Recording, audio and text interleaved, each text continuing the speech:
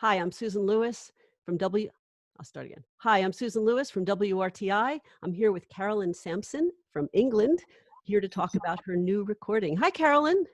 Hi, Susan. Nice to see you. Great to see you. Uh, the last time we spoke, I think it was in Philadelphia when you were performing with Philadelphia Orchestra.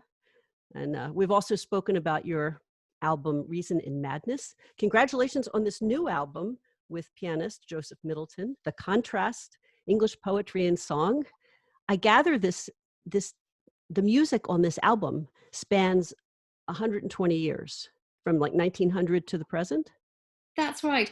We wanted to really look at the range of styles that have been seen in English music, because we felt very much that a few composers get quite a lot of exposure. Benjamin Britten, obviously, and also perhaps Finzi or Vaughan Williams. But we wanted to look at some of the other voices that were around, and we very much wanted to include contemporary work as well.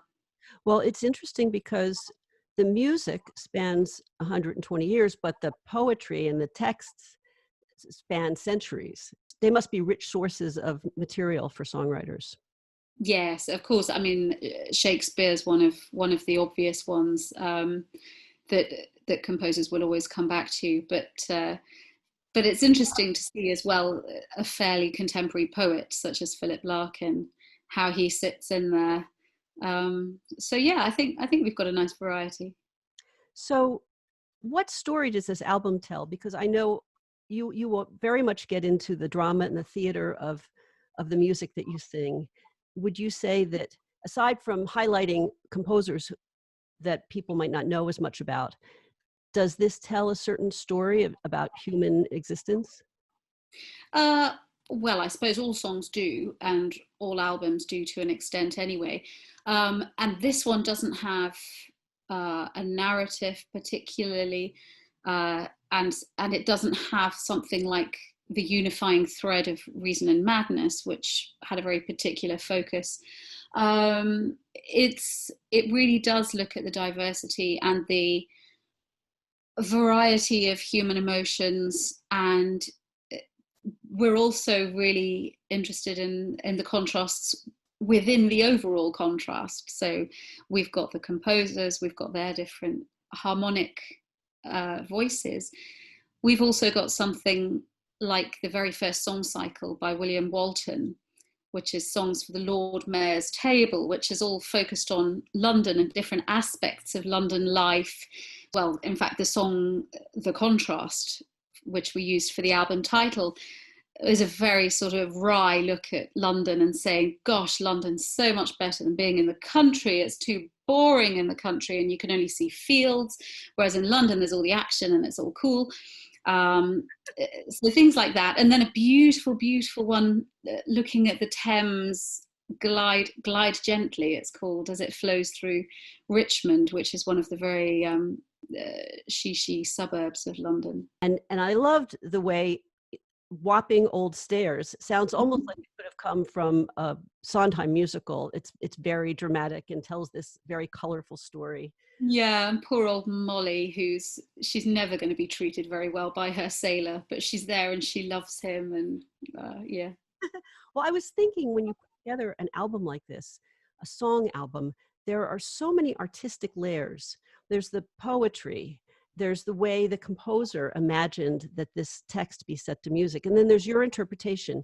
How do you approach a song when you start out to learn it and prepare it to perform?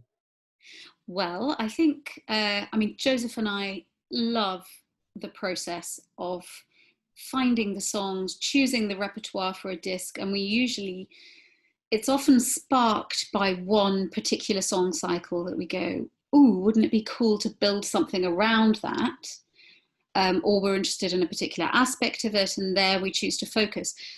We usually have quite a long list of possibilities, and then we spend the time together.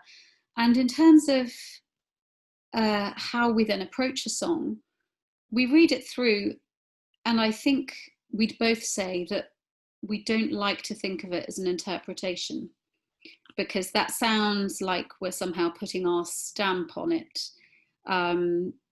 and that we have a sort of fixed idea of how it should go. But we talk a lot about the poetry or what we think's being said, or even yesterday we were rehearsing for our next project. And I said, yeah, but don't you think it's like this? And he says, no, well, I think, oh, I read it much more like this. And we discuss the different ideas. We try both things out. I don't think there were any sort of disagreements or differences of opinion with the contrast. I think they're fairly clear. It's interesting because I love the whole album. I've been listening to it, and every time I listen to it, I kind of think about the poetry in a different way. Mm-hmm. I think the music brings out different aspects of the poetry, and the Vaughan Williams Orpheus with his lute. I was surprised that was from Henry VIII, Shakespeare, because it doesn't sound something that I would think of coming from that kind of play. No, so beautiful. That's just one of the most beautiful songs ever written, I think. So could we talk about the different composers and what qualities you wanted to bring out with each of them? We talked about the William Walton, which is wonderful, and you sort of bookend these songs with William Walton in the beginning and the end. Yeah, and he's got his own voice. It doesn't sound like anyone else. I think that's what's really striking about Walton. And the first cycle, the Lord Mayor's Table, as I said, it's got so much contrast in it. Or, for example, the Bells of London in the final song in the cycle. He's very descriptive in his writing. He really draws pictures, I think, and characterizes every word. And the Vaughan Williams, I think, are probably what people expect from English song. I think it's that, the sort of, you can almost see the countryside and sort of green grass and cornfields and that sort of thing, rolling hills. And I think Quilter has something of that as well. And we particularly wanted the songs by Roger Quilter because he's just less well known than somebody like Vaughan Williams, I think. And that seems a shame because some of those songs are really special as well. There's one called Autumn Evening, which I didn't expect to, but it's turned out to be one of my favourite songs on the album. And then the Frank Bridge are interesting because he actually was Benjamin Britten's composition tutor. So he's already got a really interesting forward-looking harmonic language. Still incredibly beautiful, but searching and pushing. You feel his harmonies just being slightly more challenging. And then the Huw Watkins being absolutely contemporary, but still very melodic and accessible, I think. I don't know how you found them. Right. Well, and I actually love the love songs in Age. You know, she covered songs, they took so little space. The covers pleased her. The way that starts out. With Huw Watkins, did you work with the composer while he composed these songs for you? Yeah, so exciting. So he wrote them in 2010 and we performed them together. The first performance was given by us in Ludlow, which is a beautiful English town, and they have an English song festival. So yes, that was the first time I met Huw, was while he was writing the songs. And I went to his house and we had a little sing through. He had some drafts of how they would be. So I sang through from a rough draft and then he could see how they were suiting me. And, you know, I didn't have much to say because he writes beautifully for the voice and he also responds really nicely to the text. It's very clear. You know, to me, it made absolute sense with the words. What draws you to a song? Is it the text, the musical lines, how it calls for you to use your voice? All of those things. I think I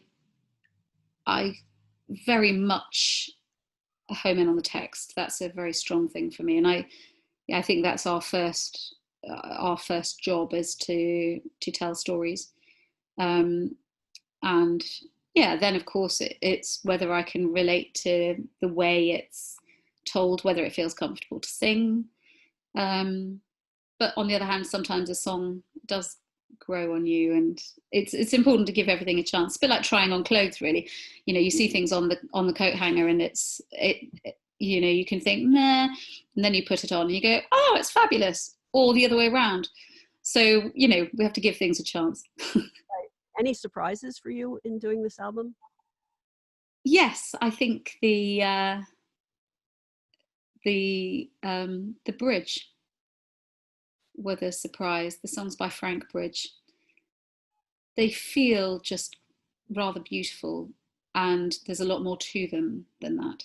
One I particularly love is When You Are Old and Grey. It's the perfect love song. Right. Yes. You Love. know, the idea that you don't have to be perfect. It's not about being young and beautiful, but love is this old thing that's grown, and you know, and I see you there with your book, and you know, that's so touching.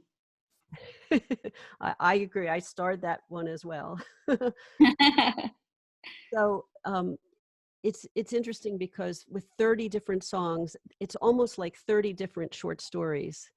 And Mm. I guess when you say some of them you had trouble, some of them took longer to figure out, you're talking about the text and the story so that then you would know how to sing it? Mm. Yes, some of them are very simple. Some of them don't require a lot of thought. I mean, one of the other bridge ones, also just one of my favorites because it's like a breath of fresh air, is Go Not Happy Day. And it's just, it doesn't need to be taken too seriously. It's just sweet and light and fresh, and apparently it was one of his most popular songs at the time when he wrote it. What draws you to song, and what do you think it does for us, music, just in terms of how it makes us feel, songs in particular? Oh, I think that's so interesting, and I think particularly the last 6 months have really brought all sorts of things forward in our minds that perhaps were were there but subconscious before.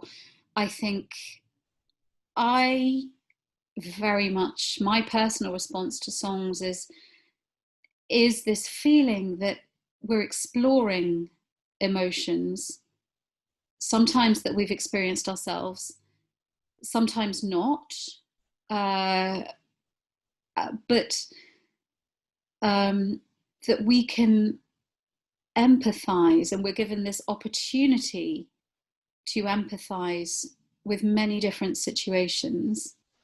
And for me, that's the strongest thing about performing them as well, is finding that quality, and trying to feel that, you know, how would that be, to be sitting there with when I'm older with a long time partner, and to look, and what will that affection be.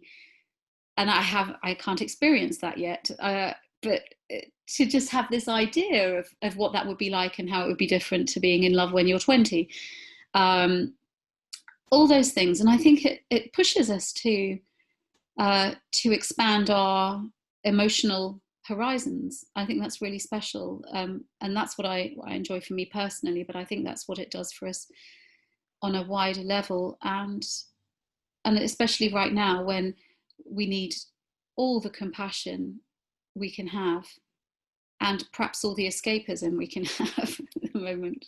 Right, it's great. Well, the album taps into so many different emotions: joy, sadness, um, Mm. romance. It's really wonderful. Thank you so much for giving us a few minutes of your time, Carolyn. It was a pleasure. Thanks.